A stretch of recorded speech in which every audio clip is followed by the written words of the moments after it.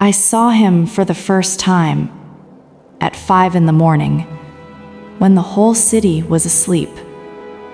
That sound, his taxi's sound, that old, tired engine noise used to break my sleep every day.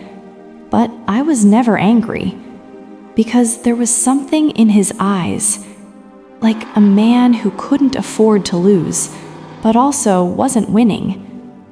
His name was Kareem, and maybe this story isn't just his. Maybe it's all of ours. Kareem worked 18 hours every day.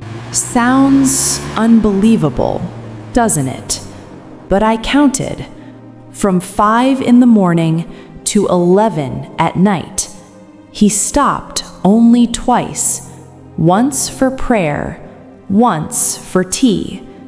And I always wondered, why isn't this man rich after all this hard work? One day, there was heavy rain. My car broke down, so I called Kareem. When I sat inside his taxi, I noticed everything.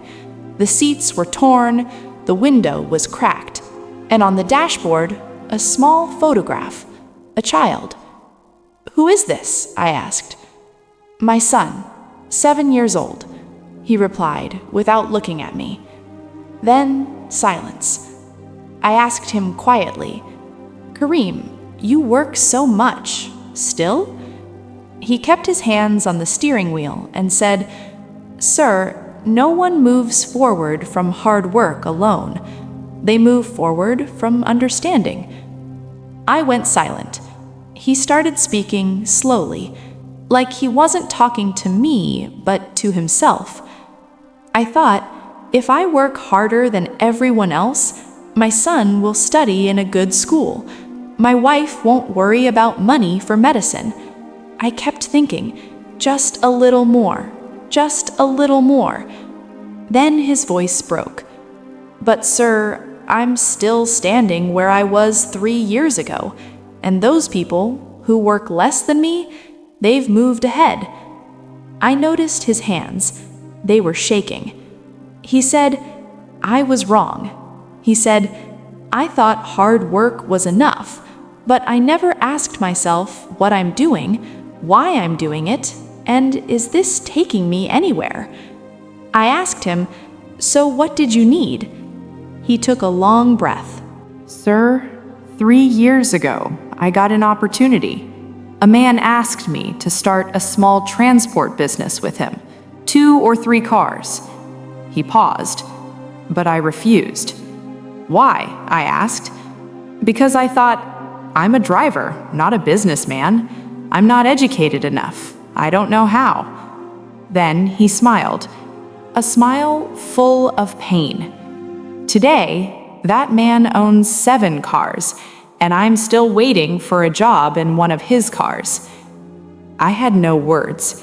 Kareem continued, "Sir, people think success comes from hard work, but that's not true.